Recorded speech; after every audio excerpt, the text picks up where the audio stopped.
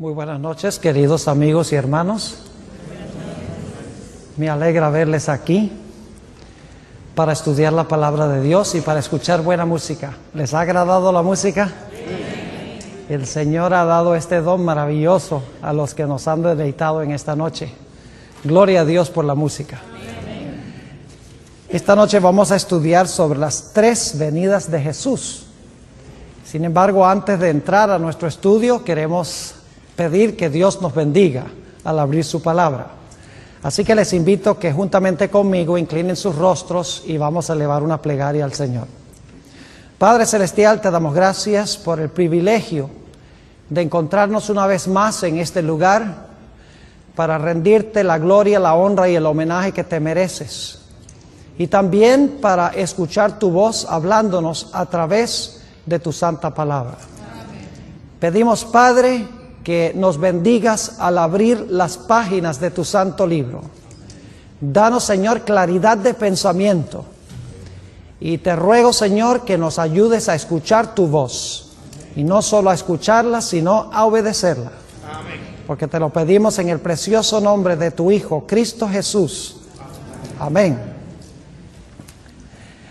Para poder entender nuestro tema de hoy, necesito hacer un corto repaso sobre el edificio que Dios le mandó a Moisés que construyera en el desierto.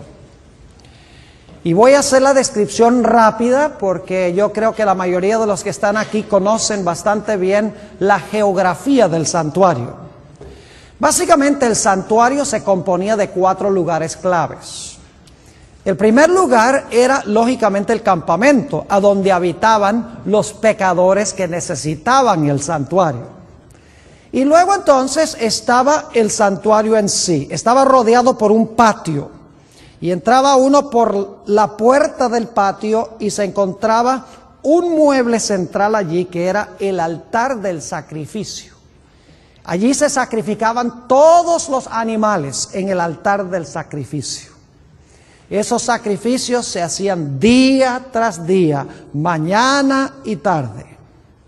Luego entonces entraba uno al edificio en sí. Entraba por una puerta a una carpa que se componía de 2 apartamentos, el lugar santo y el lugar santísimo. El lugar santo tenía 3 muebles dentro de él. En primer lugar, cuando uno miraba hacia la izquierda, al entrar por la puerta, se encontraba un candelabro que tenía 7 brazos, 7 luces. Y claro, el candelabro necesitaba el aceite para que las luces pudiesen brillar. Luego miraba uno hacia la derecha, que quedaba al norte, y estaba allí una mesa con panes, 12 panes, se conocían como los panes de la proposición o los panes de la presencia. Inmediatamente al frente se encontraba el altar de incienso, del cual hemos hablado anteriormente durante el transcurso de nuestro temario durante esta semana. Y luego después, enfrente del altar del incienso o el altar de oro, se encontraba una cortina que conducía al segundo apartamento de esta carpa. Se conocía como el lugar santísimo del santuario. En el lugar santísimo se encontraba un mueble, y ese mueble era el arca del pacto, dentro del cual se encontraban los 10 mandamientos, la santa ley moral de Dios. Ahora, el propósito del santuario era ilustrar las diferentes fases o las diferentes etapas del ministerio de Jesús para salvar al hombre del pecado. En realidad, el atrio vamos a encontrar que representaba el sacrificio de Jesús. El lugar santo representa la intercesión de Jesús. Y el lugar santísimo representa la obra de juicio que desempeña nuestro Señor Jesucristo. Es decir, sacrificio, intercesión y juicio. Ahora, habiendo estudiado un poco la geografía del santuario, estamos preparados para estudiar en cuanto a las 3 venidas de Jesús. Por favor, abran sus Biblias conmigo al Evangelio según San Juan, el capítulo 6 y el versículo 38. San Juan 6 y el versículo 38. Vamos a hablar de la primera venida de Jesús. San Juan 6 y el versículo 38. Dice Jesús allí: porque he descendido del cielo, no para hacer mi voluntad, sino la voluntad del que me envió. ¿De dónde vino Jesús? ¿A la tierra? Vino del cielo. Dice, he descendido del cielo, su primera venida.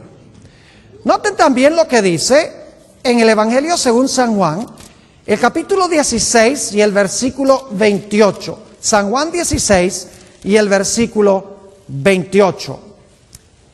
Dice aquí de dónde vino Jesús y a dónde iba a regresar Jesús después de cumplir su función aquí en la tierra. Dice allí, salí del Padre y he venido al mundo. Otra vez dejo el mundo y voy al Padre. Aquí tenemos descrita la primera venida de Jesús.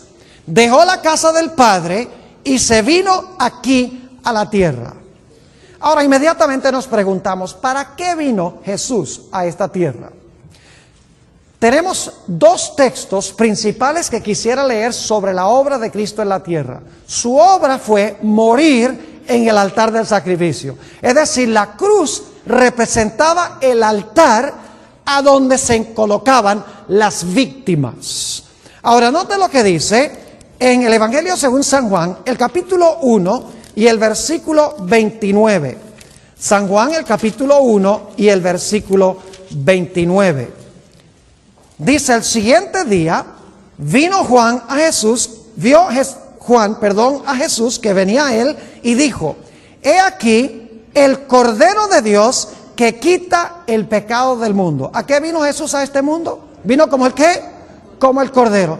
¿Qué se hacía con los corderos?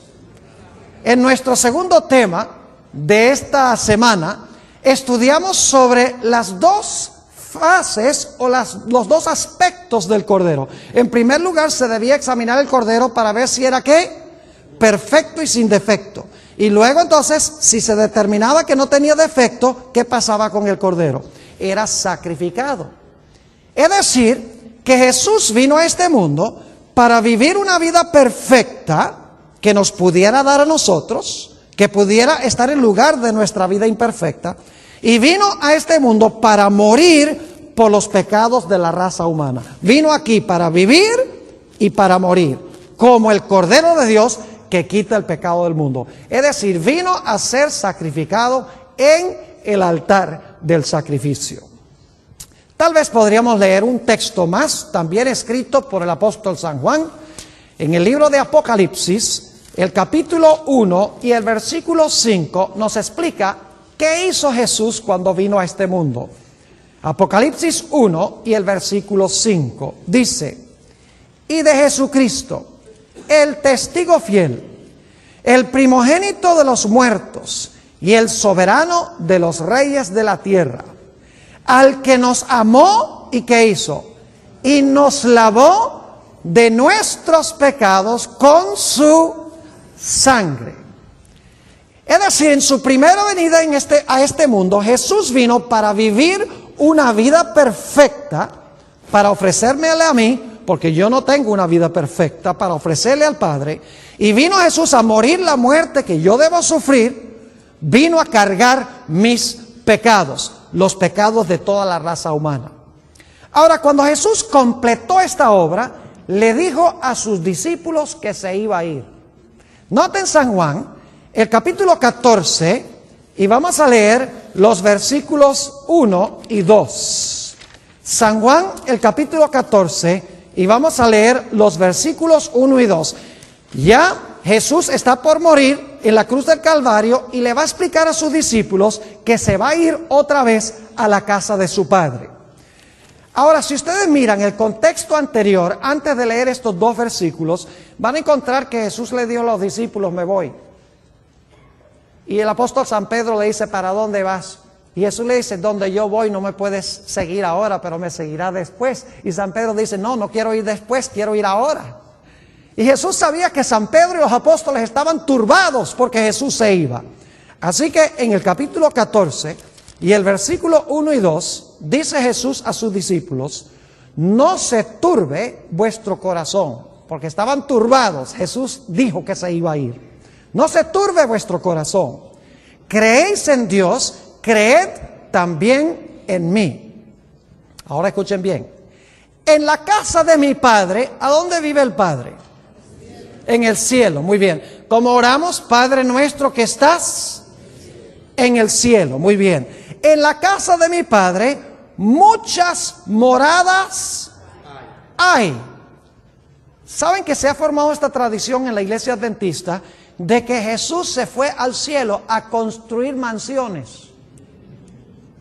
Porque en inglés dice, in my Father's house are many mansions. Pero fíjense que el texto no dice Jesús, voy al cielo a construir moradas. Dice, en la casa de mi Padre muchas moradas hay. Es decir, cuando Jesús lo habló, ya las moradas estaban allí. Jesús no ha estado construyendo casas por 2000 años.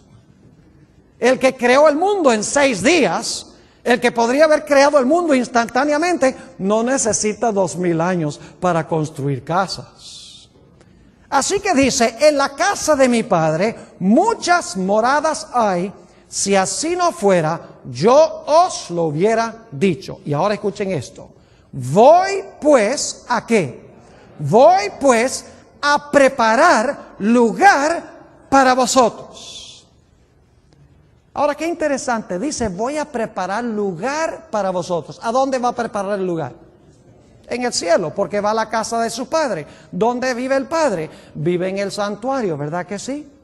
Ahora, cuando dice Jesús aquí que voy a ir al cielo a preparar un lugar para ustedes, no significa que por 2000 años Él ha estado preparando un ambiente físico a donde nosotros vamos a ir, porque Él podría haber hecho eso instantáneamente o muy poco tiempo. Cuando dice aquí que Jesús fue a preparar lugar para nosotros, está hablando de la obra que Él tenía aún que realizar en el santuario para que nosotros pudiésemos ir allá con Él. Es decir, la preparación del lugar es su obra en el santuario para que, concluida la obra del santuario, nosotros podamos ir a donde Él se fue. Ahora, su labor en el cielo consiste de 2 grandes partes. La primera parte es la obra que desempeña en el lugar santo. Y la segunda parte es la que desempeña en el lugar santísimo. Y cuando termina su obra en el lugar santo y en el lugar santísimo, entonces el lugar está preparado para su pueblo. Ahora, cuando Jesús ascendió, Él entró al lugar santo del santuario. Y lo interesante es que cuando uno lee el libro de Apocalipsis, uno se da cuenta que las iglesias, los sellos y las trompetas, que son 3 series de 7 cada una, se realizan en diferentes sitios del lugar santo. En las iglesias, Jesús está caminando entre los 7 candelabros. En los sellos, Jesús está en la mesa de los panes de la proposición. Y en las trompetas, Jesús está ante el altar de oro o el altar de incienso. Es decir, que estas 3 series, las iglesias, los sellos y las trompetas, describen 3 aspectos de la obra de Jesús en el lugar santo, preparando un lugar para su pueblo. Ahora, ¿qué representa la obra de Jesús entre los candelabros? Bueno, primero tenemos que ver qué representan los candelabros. Vayan conmigo a Apocalipsis, el capítulo 1 y el versículo 20. Apocalipsis, el capítulo 1 y el versículo 20 explica qué representan los 7 candelabros. Recuerden que en el lugar santo había un candelabro que tenía 7 brazos. Dice aquí, el misterio de las 7 estrellas que has visto en mi diestra y de los 7 candeleros de oro. Las 7 estrellas son los ángeles de las 7 iglesias, y los 7 candeleros que has visto son las las 7 iglesias. Ahora, no cabe duda que las iglesias, las 7 iglesias, en realidad están describiendo toda la historia de la iglesia desde los días apostólicos hasta el final de la historia. Es decir, que las 7 iglesias representan 7 etapas por las cuales pasa la iglesia universal desde los días apostólicos hasta el tiempo del fin. Y fíjense que nos dice en Apocalipsis 1 que Jesús está caminando en medio de esas iglesias, es decir, está caminando en medio de la historia de la iglesia a través de todas las etapas por las cuales pasa la iglesia. ¿Y saben qué está haciendo el Señor Jesucristo en medio de los candeleros, que representa el hecho de que está con la iglesia en todas sus etapas? En realidad estaba desempeñando la labor que el sumo sacerdote desempeñaba en el santuario cada día. Si ustedes leen Levítico 24, y no vamos a ir allí porque hay muchos textos que quisiera leer, pero no podemos leerlos todos porque estamos limitados por tiempo. Pero en Levítico 24, 1 al 4, dice que una de las responsabilidades del sumo sacerdote era entrar mañana y tarde al lugar santo del santuario y asegurarse de que el candelabro tenía suficiente aceite, de tal manera que las luces del candelabro no se apagaran. Es decir, lo que representa eso, Jesús es el sumo sacerdote. Él camina en medio de la iglesia, asegurándose de que la luz de la iglesia nunca se apague, de que el Espíritu Santo esté con la iglesia hasta el fin del mundo, y la iglesia siempre, por el poder del aceite, que es el Espíritu Santo, pueda irradiar la luz de Jesús. Es decir, el candelabro representa el hecho de que Jesús está allí con su iglesia, ayudándola con el Espíritu Santo para que pueda ser una luz al mundo, para que pueda testificar a favor de Jesús. Y ustedes saben que cuando termine de testificar, entonces vendrá el fin. Y la iglesia estará preparada para la venida de Jesús. Entonces podrá venir Jesús para llevárselos, porque ese aspecto de su preparación de la iglesia estará completo. Ahora, note lo que dice en San Juan, el capítulo 15 y el versículo 26 y 27. San Juan, el capítulo 15 y el versículo 26 y 27, sobre la función que tiene la iglesia. San Juan 15, nuevamente, y el versículo 26 y el versículo 27. Dice, pero cuando venga el Consolador, ¿quién es el Consolador? El Espíritu Santo, a quien yo os enviaré del Padre, el Espíritu de verdad, el cual procede del Padre, Él dará testimonio acerca de mí. Pero luego noten lo que sigue diciendo. Y vosotros daréis, ¿qué cosa? Testimonio también, porque habéis estado conmigo desde el principio. Es decir, yo voy a brillar sobre ustedes y ustedes van a brillar sobre los demás. ¿Saben que Jesús dijo, yo soy la luz del mundo? Pero ¿saben que también dijo, vosotros sois la luz del mundo? ¿Cómo entendemos eso? ¿Quién es la luz? ¿Es Jesús o es su iglesia? En realidad no hay contradicción, porque en realidad Jesús es la luz del sol y la iglesia es la luz de la luna. Es decir, la iglesia debe reflejar la luz de Jesús. Eso es lo que está diciendo este texto. Jesús camina en medio de las 7 iglesias, en medio de toda la historia de la iglesia, representado por el número 7, y mantiene el aceite en la iglesia, el Espíritu en la iglesia, para que la iglesia pueda irradiar su luz a todo el mundo, para que entonces pueda venir el fin.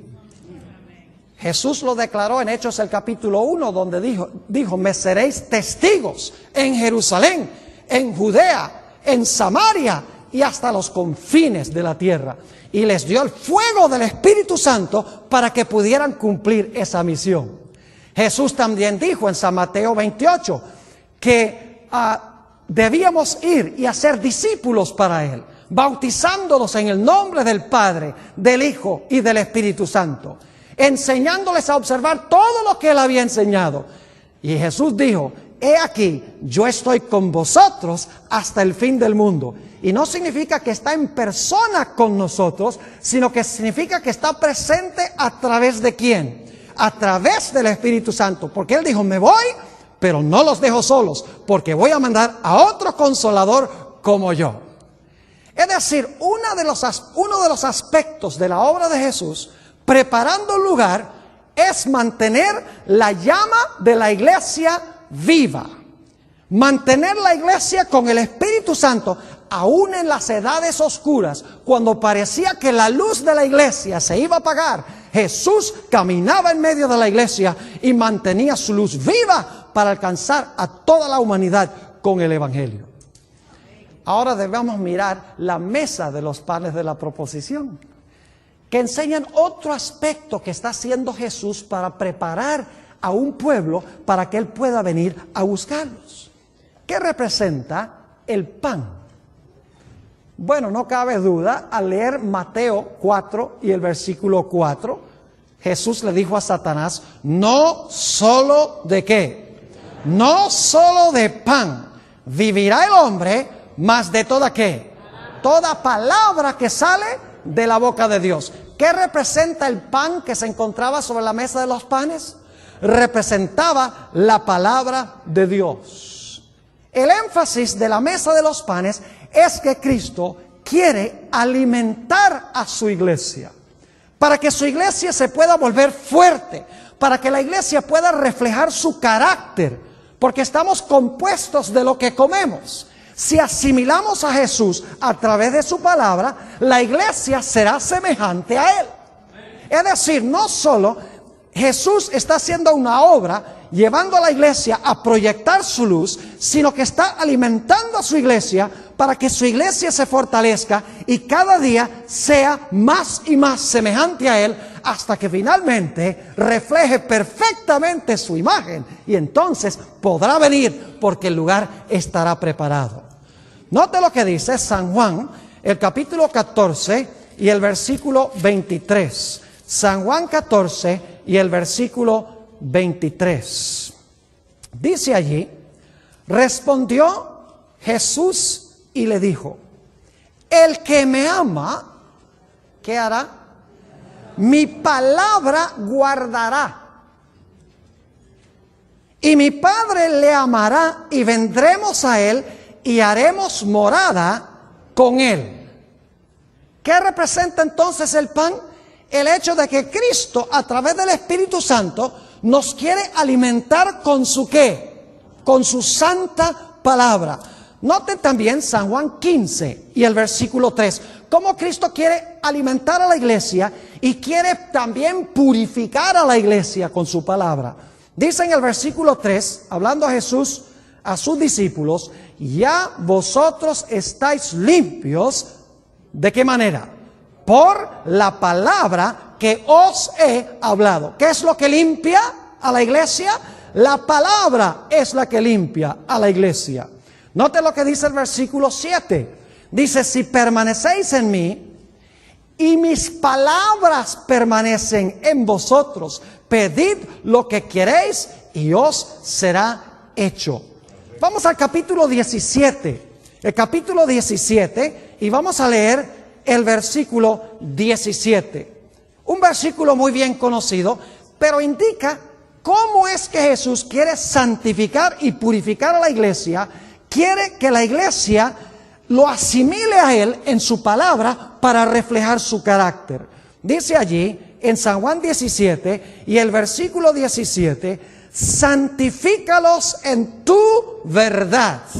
Es decir, hazlos santos en tu verdad. ¿Y qué es verdad? Tu palabra es verdad. ¿Cuál es el propósito de la palabra de Dios? Santificar ¿a quién?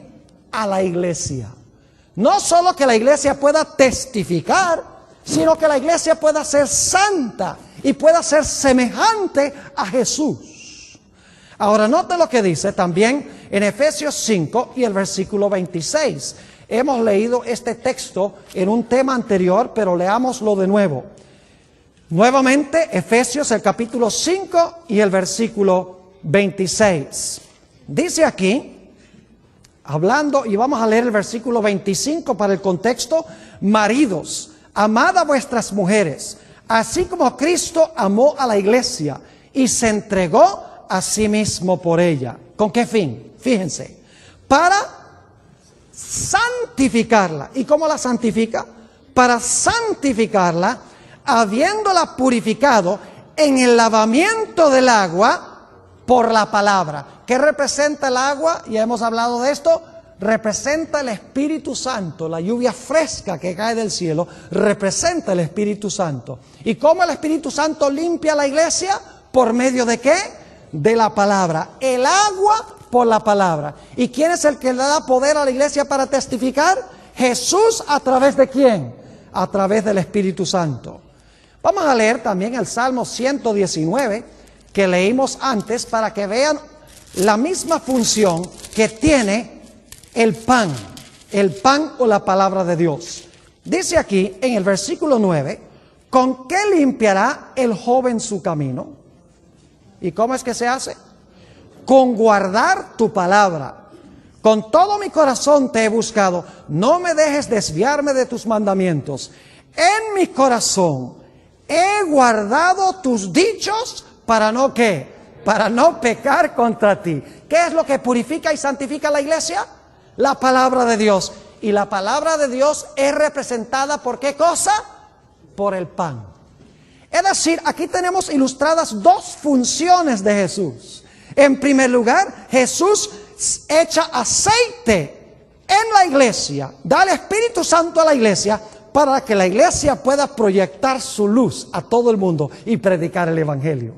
En segundo lugar, Jesús le da a su iglesia el pan para que la iglesia, al asimilar a Jesús, se asemeje a Él y de esta manera el pecado sea expulsado de la vida y purifique a la iglesia. De tal manera que cuando Jesús venga, tenga una iglesia sin mancha, ni arruga, ni cosa semejante, como sigue diciendo en Efesios 5 y el versículo 27. Ahora, ¿qué diríamos del altar de incienso, el tercer mueble en el lugar santo? En realidad ya hemos hablado del incienso. ¿Qué representa el incienso? Representa la oración. Solo voy a mencionar los versículos, no los voy a leer porque ya los hemos leído. ¿Recuerdan Apocalipsis 8:3, donde dice que un ángel estaba ofreciendo incienso con las oraciones de los santos?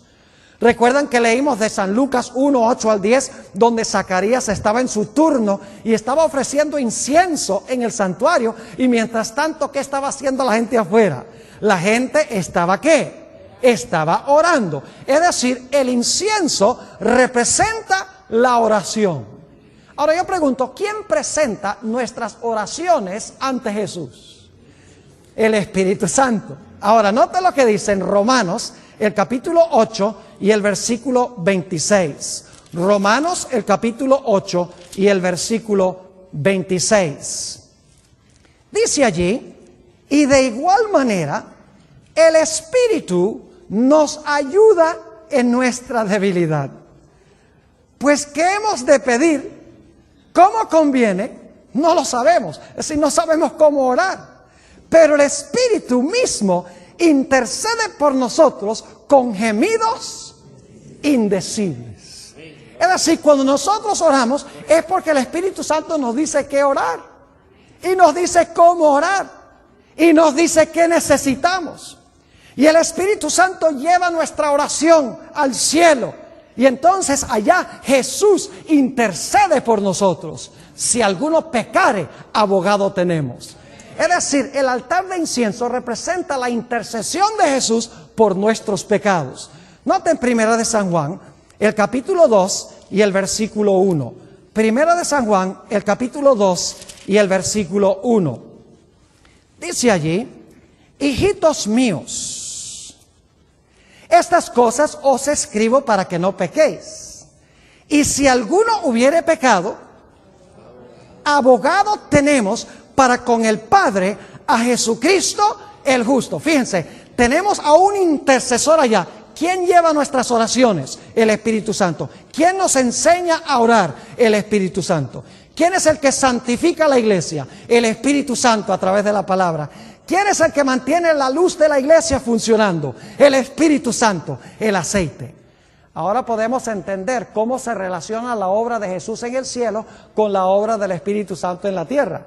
Fíjense qué interesante. Jesús fue al santuario celestial para preparar un lugar para su pueblo, y mientras tanto en la tierra, el Espíritu Santo prepara al pueblo para el lugar. Es decir, en la tierra tenemos a otro Cristo. El Espíritu Santo es otro Cristo. Es otro igual que Jesús. Es el Parácletos. Jesús dijo, yo vendré a vosotros, pero estaba hablando del Espíritu Santo. Es decir, mientras Jesús prepara el lugar en el santuario celestial, el Espíritu Santo está preparando al pueblo en la tierra para poderse encontrar con el Señor Jesús. Note también lo que dice Hebreos el capítulo 7 y el versículo 25 sobre la obra intercesora de Jesús. Hebreos el capítulo 7 y el versículo 25. Dice así: por lo cual puede también salvar perpetuamente a los que por él se acercan a Dios, viviendo siempre, ¿para qué? Viviendo siempre para interceder por ellos. Ahora, imagínense entonces la obra que está desempeñando Jesús en el santuario. Está manteniendo la luz de la iglesia viva por el poder del Espíritu Santo para la predicación del Evangelio. Está alimentando a la iglesia para que se fortalezca y para que llegue a reflejar la imagen de Jesús. Y está ayudando al pueblo de Dios para rebuscar sus pecados, para que sepan cómo orar, y el Espíritu Santo lleva nuestras oraciones ante Dios. Y entonces Jesús, si estamos arrepentidos y confesamos nuestros pecados, Él lleva esos pecados y los coloca ¿dónde? Los coloca en el santuario, cubiertos por la sangre de Jesús. ¿Saben que algunas personas dicen, a mí no me gusta que mis pecados estén allá? Porque es una amenaza que los pecados estén allá. No, a mí me gustaría mejor que desaparecieran. Déjeme decirles algo, nuestra mayor seguridad es tener los pecados en el santuario, porque si no están cubiertos por la sangre en el santuario, están aquí. Ay del que se quede con el pecado. Lo más lindo es mandar los pecados al santuario por la sangre de Jesús, porque cuando los registra ya, registra también perdonado por la sangre del Cordero. Pero ahora necesitamos hablar de la obra del lugar santísimo que desempeña Jesús. El 22 de octubre de 1844, el Señor Jesucristo pasó del lugar santo al lugar santísimo. Ahora siguió desempeñando la obra del lugar santo, no me entiendan mal.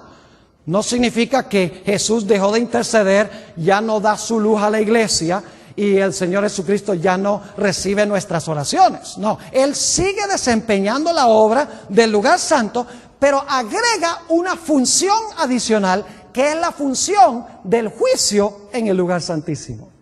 ¿Y saben lo que Jesús está haciendo en el lugar santísimo? Vamos a abrir nuestras Biblias a Apocalipsis, el capítulo 11 y el versículo 19, a donde se habla de la apertura de esta puerta que conduce al lugar santísimo. Dice en el versículo 19, y el templo de Dios fue abierto en el cielo. ¿A dónde está el templo?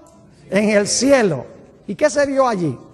Y el arca de su pacto se veía en el templo. Y hubo relámpagos, voces, truenos, un terremoto y grande granizo. ¿Qué se abrió? ¿Cuál puerta? La puerta del lugar santísimo, porque dentro de esa puerta se encontraba ¿qué mueble? El arca del pacto. ¿Y saben qué día en la historia del pueblo de Israel se abría el lugar santísimo? Una vez al año, al final del año, se abría el lugar santísimo y se desempeñaba el juicio del pueblo de Israel para ese año. Eso representaba el hecho de que Jesús iba a entrar al lugar santísimo del santuario para desempeñar una obra ¿de qué? De juicio. Ahora yo pregunto, ¿creen ustedes que ese juicio se iba a anunciar en la tierra? ¿Creen que si Jesús abrió la puerta en el cielo, también iba a ser un anuncio de que la hora del juicio había llegado? Claro que sí. Noten Apocalipsis, el capítulo 14 y los versículos 6 y 7. Apocalipsis 14 y el versículo 6 y 7. Este es el anuncio terrenal del inicio del juicio que hace Jesús cuando entra por la puerta a donde está el arca del pacto. Vi volar por en medio del cielo a otro ángel que tenía el evangelio eterno para predicarlo a los moradores de la tierra, a toda nación, tribu, lengua y pueblo. ¿Es un mensaje mundial? Claro que sí. Versículo 7, diciendo a gran voz: temed a Dios y dadle gloria, porque la hora de su juicio ha llegado. Fíjense que el juicio comienza cuando el evangelio se está predicando, no es cuando Jesús venga. Claramente dice, la hora de su juicio ha llegado mientras se está predicando el evangelio. Y luego dice, adorad a aquel que hizo el cielo y la tierra, el mar y las fuentes de las aguas. Ahora, ¿saben ustedes lo que está haciendo Jesús en el lugar santísimo del santuario? Durante todo el año los pecados entraban al santuario, pero en el día de expiación se purificaba, ¿qué cosa? El santuario de todos los pecados que habían entrado allá. Es decir, el proceso del día de expiación, el proceso del juicio, donde está el arca del pacto, es purificar el santuario de todos los pecados que han entrado allá. ¿Y con quiénes comienza el proceso de purificación de los registros? Comienza con los que, con los que murieron, con los primeros que recibieron a Jesús en la historia. ¿Y termina con quiénes? Y termina con los vivos. Todavía no ha comenzado el juicio de los vivos, pero llegará el momento en que Jesús va a juzgar gente en este mundo estando vivos. ¿Pueden ustedes pensar lo serio que es eso? Que Jesús purifique el santuario de todos los pecados de su pueblo que han entrado allí. Por eso es tan importante, mis hermanos y hermanas, apreciadas visitas, que no solamente nos arrepintamos del pecado, no solamente recibamos perdón por el pecado, sino que también seamos purificados del pecado. Que nuestra vida sea purgada, porque viene un día, mis apreciados amigos y hermanos, en que se va a cerrar el santuario y ya no van a entrar más pecados allá, lo cual significa que el pueblo de Dios va a tener que vivir sin un intercesor estando vivos. ¡Qué pensamiento tan serio! Algunas personas se asustan, dicen, ¡ay! ¿Cómo va uno a poder vivir una vida tal? ¿Cómo es que uno puede no solamente recibir perdón por el pecado, sino que la vida sea purificada del pecado, de tal manera que el pueblo de Dios ya no cometa actos pecaminosos, ni tenga pensamientos pecaminosos? Eso es imposible, dicen algunos. Bueno, ustedes conocen ese texto bíblico que dice, casi todo lo puedo en Cristo que me fortalece.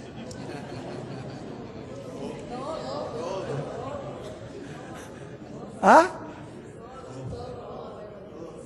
Yo eso le digo a mi iglesia. I can do most things through Christ who strengthens me. I can do some things. No. Ahí dice, todo lo puedo, menos vencer el pecado, en Cristo que me fortalece. ¿Hay algún paréntesis ahí? No hay paréntesis. Escuchen bien, el que dice que no se puede vencer el pecado en la vida, en este mundo, no está diciendo que el hombre es demasiado débil para vencer el pecado. Lo que está diciendo es que Dios no es suficientemente poderoso para que se pueda vencer el pecado. El que dice que el pecado no se puede vencer en este mundo, está diciendo que Dios no es suficientemente poderoso para dar la victoria sobre el pecado. Y saben ustedes que cuando finalmente el Señor Jesús haya juzgado a cada muerto, como dice el credo, a juzgar a los vivos y a los muertos, cuando haya juzgado el último muerto y el último vivo, se va a cerrar la obra de Cristo en el santuario celestial. Y se van a pronunciar esas palabras que quiero leer ahora en Apocalipsis 22 y el versículo 11. Esas palabras que son muy serias y que debemos reflexionar sobre ellas cada día. Apocalipsis 22 y el versículo 11 se va a pronunciar esta sentencia que dice, El que es injusto, sea injusto todavía. El que es inmundo, sea inmundo todavía. Fíjense, tenemos que tener una purificación de la vida antes de este momento. Los que no llevan los pecados al santuario van a quedar como inmundos. Sigue diciendo, el que es justo, practique la justicia todavía. Y el que es santo, santifíquese todavía. Y entonces la iglesia militante será la iglesia triunfante. Será la iglesia que describe el apóstol San Pablo, si van conmigo, en Efesios, el capítulo 5, y voy a leer nuevamente empezando en el versículo 25. Dice, maridos, amad a vuestras mujeres, así como Cristo amó a la iglesia y se entregó a sí mismo por ella. Y fíjense que se entregó por ella con un fin muy especial. ¿Para qué? Santificarla, habiéndola purificado en el lavamiento del agua por la palabra. ¿Y con qué fin? A fin de presentársela a sí mismo una iglesia que, gloriosa, que no tuviese mancha ni arruga ni cosa semejante, sino que fuese santa y sin mancha. Así estará la iglesia. Yo pregunto, ¿en ese momento estará la iglesia lista? Claro que sí, pero ¿saben ustedes que la mayoría de los miembros de la iglesia, cuando llegue el momento de la realidad, van a apostatar de la iglesia? No crean que la iglesia que existe hoy en día, aún la iglesia remanente, la iglesia adventista, son los únicos que se van a salvar. En realidad la Biblia enseña que se va a salvar un remanente de un remanente. ¿Es así o no es así? ¿Recuerdan la parábola de las 10 vírgenes? ¿Sabe usted que la sierva de Dios dice que no hay uno en 100? Y en algunas partes dice no hay uno en 20. Que si se muriera ahora estaría listo para cerrar la historia suya en este mundo. Y no digo esto por asustarlos, sino para que entreguemos nuestra vida a Jesús. Como decimos en inglés, so that we get down to business. Ahora, note lo que dice Apocalipsis 19, 7 y 8 cuando llegue este momento. Apocalipsis 19, 7 y 8. Dice, gocémonos y alegrémonos y démosle gloria. Porque han llegado las bodas del Cordero y su esposa se ha ¿qué? ¿Cuál fue la palabra que encontramos en Juan 14? Voy pues a preparar ¿qué? A preparar lugar para vosotros. Ahora yo pregunto, ¿está preparada la iglesia en este momento que estamos leyendo? Claro que sí. Su esposa se ha preparado. Y a ella se le ha concedido que se vista de lino limpio, fino, limpio y resplandeciente. Porque el lino limpio es las acciones justas de los santos. Dios tendrá un pueblo sin mancha, ni arruga, ni cosa semejante. Por eso es que viene el zarandeo. Por eso muchos serán zarandeados fuera de la iglesia. La escoria será quitada. La cizaña será quitada. Y quedará solamente puro trigo. Y entonces se realizará la segunda venida de Jesús. ¿Entendieron lo que fue a hacer? ¿Qué fue a hacer en el cielo? ¿A construir casas? No, fue allá por su obra en el santuario a preparar el lugar para que pudiera su pueblo estar listo a fin de que pudiese venir a buscarlo. ¿Les quedó claro ese punto? Ahora vamos a San Juan 14 y vamos a leer el versículo 3, porque no leí ese versículo antes. San Juan 14 y el versículo 3. Dice Jesús, y si me fuere y os prepararé el lugar, ¿qué va a hacer? Vendré otra vez. ¿Cuántas veces son? ¿Cuál vez? Van 2, ¿verdad? Porque en los versículos anteriores dice, me voy a la casa del Padre. Ahora dice, pero después que yo prepare un lugar y el Espíritu Santo los prepare a ustedes, entonces yo vendré ¿qué? Otra vez, la segunda venida. Y si me fuere y os aparejaré o prepararé el lugar, vendré otra vez y os tomaré a mí mismo, para que donde yo estoy vosotros también estéis. ¿A dónde prometió Jesús llevar a su pueblo? Jesús prometió llevar a su pueblo ¿a dónde? Al cielo, a la casa de su Padre. ¿No lo prometió? Claro. Dice, yo os tomaré a mí mismo. Noten que no dice, voy a venir a vivir con ustedes. Dice, vendré otra vez y os tomaré a mí mismo. Él no viene a nosotros, sino que Él nos va a llevar a nosotros a Él. Note 1 de Tesalonicenses, el capítulo 4, 1 de Tesalonicenses 4 y el versículo 15 y 16. 1 de Tesalonicenses 4, 15 y 16. Por lo cual os decimos esto en palabra del Señor, que nosotros que vivimos, que habremos quedado hasta la venida del Señor, no precederemos a los que durmieron. Es decir, los vivos no van a ir al cielo antes que los muertos, los que durmieron. Porque el Señor mismo, con voz de mando, con voz de arcángel y con trompeta de Dios, descenderá del cielo y los muertos en Cristo resucitarán primero. ¡Qué glorioso momento ese! Nos reuniremos con nuestros familiares y nuestros amigos que creyeron en Jesús, que recibieron a Jesús. Y luego dice en el versículo 17, luego nosotros, los que vivimos, los que hayamos quedado, seremos ¿qué? Arrebatados juntamente con ellos en las nubes para recibir al Señor, ¿dónde? En el aire. ¿Jesús baja o nosotros subimos? Nosotros subimos. Jesús dice, os recibiré a mí mismo. Aquí dice que el pueblo de Dios será arrebatado para encontrarse con Jesús, ¿dónde? En las nubes. ¿Y a dónde se los va a llevar Jesús? Se los va a llevar a la casa del Padre. Le dijo a Pedro, no le dijo a San Pedro, le dijo, no puedes venir ahora, pero a donde yo voy más a seguir después. Ahora, hay una doctrina que ha aparecido por ahí en la iglesia que se llama la doctrina del rapto. ¿Saben por qué razón las iglesias enseñan la doctrina del rapto? Porque no entienden bien el milenio. Permítanme explicarles lo que quiero decir. La mayoría de las iglesias enseñan que el milenio va a ser en la tierra. Los 1000 años van a ser aquí. Jesús va a venir acá y va a estar aquí con su pueblo. Si eso es verdad, que el milenio es aquí, y luego Jesús va a hacer cielo nuevo y tierra nueva acá, entonces nunca se cumplirá la promesa que hizo de llevar a su pueblo al cielo. Por esa razón dicen, para que se pueda cumplir las dos promesas de que los mansos tomarán la tierra por heredad y que Jesús iba a llevarlos a la casa del Padre, entonces hay que creer que 7 años antes que venga en gloria, se los llevó al cielo y entonces luego 7 años más tarde vino y se estableció aquí su reino en el planeta Tierra. De esa manera se cumplen los dos. Pero saben que hay otra forma en que se pueden cumplir las dos promesas y es la forma bíblica. Es la idea de que cuando Jesús venga, se va a llevar a su pueblo al cielo, no por 7 años, sino por 1000 años. Y después de los 1000 años va a regresar con ellos al planeta Tierra para establecer su reino eterno. ¿Me están entendiendo lo que estoy diciendo?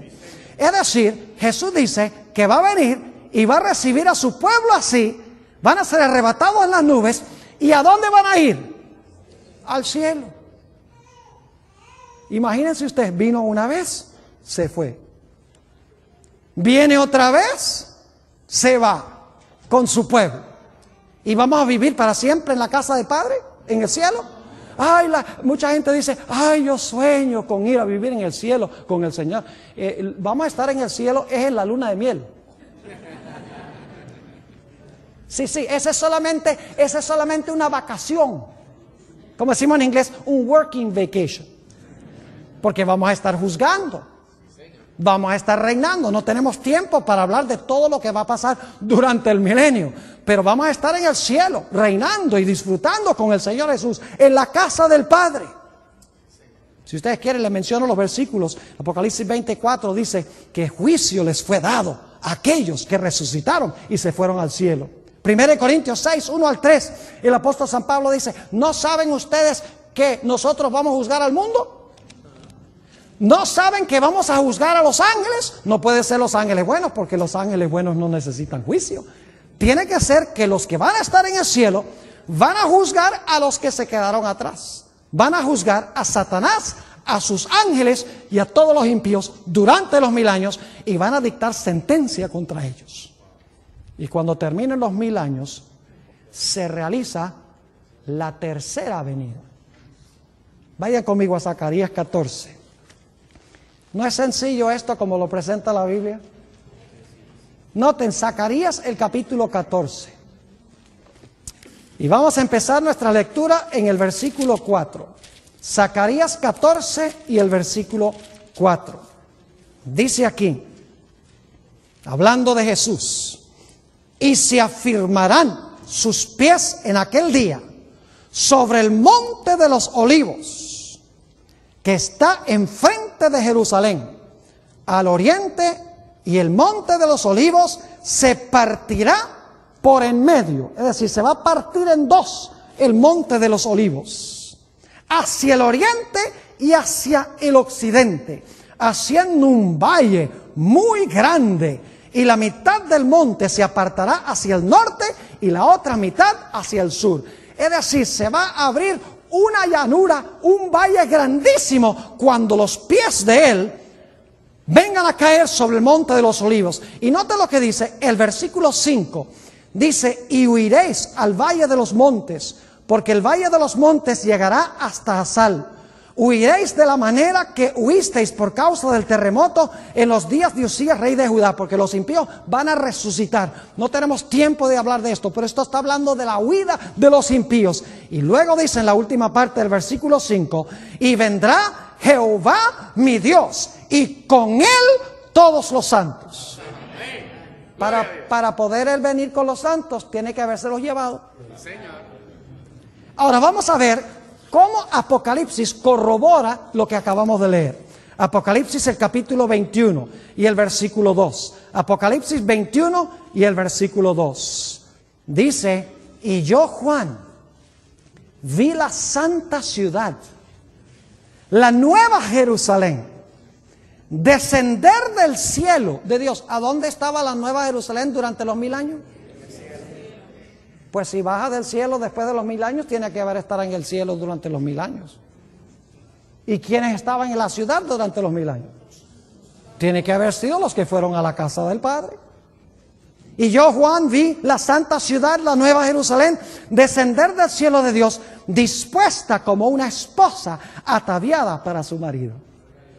Y luego la Biblia dice que se reunirán los impíos alrededor de la santa ciudad, Satanás y todos sus ángeles, una muchedumbre como la arena del mar. Y entonces se hará el juicio final a todos los impíos, a Satanás y sus ángeles, se les mostrará los registros de por qué están fuera de la ciudad, por qué se perdieron. Y luego, según Apocalipsis 15, se van a inclinar y van a decir, justos y verdaderos son tus caminos, oh Jehová. El clímax de la historia del pecado y de la historia de la salvación. Y le ruegan a Dios de que Dios los destruya. Y dice la Biblia en Apocalipsis 27 al 10 que lloverá fuego y azufre del cielo. Y Satanás y sus ángeles y los impíos serán consumidos. No quedará ni raíz ni rama. Aún Satanás, según estudiamos, será reducido a cenizas y para siempre dejará de ser. Vamos a anotar dos textos para terminar. Segunda de Pedro primero, el capítulo 3 y el versículo 10 al 13. Segunda de Pedro, el capítulo 3 y los versículos 10 al 13. Fíjense la secuencia. Dice aquí lo siguiente: pero el día del Señor vendrá como ladrón en la noche, en el cual los cielos pasarán con grande estruendo, y los elementos ardiendo serán deshechos, y la tierra y las obras que en ella hay serán quemadas. Eso está hablando del lago de fuego que menciona Apocalipsis 20. Puesto que todas estas cosas han de ser deshechas, fíjense, como todo esto se va a quemar, ¿cómo no debéis vosotros andar en santa y piadosa manera de vivir? ¿Recuerdan quiénes son los que van a vivir en medio del fuego? Esperando y apresurándoos para la venida del día de Dios, en el cual los cielos encendiéndose serán deshechos y los elementos siendo quemados se fundirán. Versículo 13. Pero nosotros esperamos, según sus promesas, cielos nuevos y tierra nueva, en los cuales mora la justicia. En la tercera venida vendrá a este planeta ya para vivir con nosotros para siempre.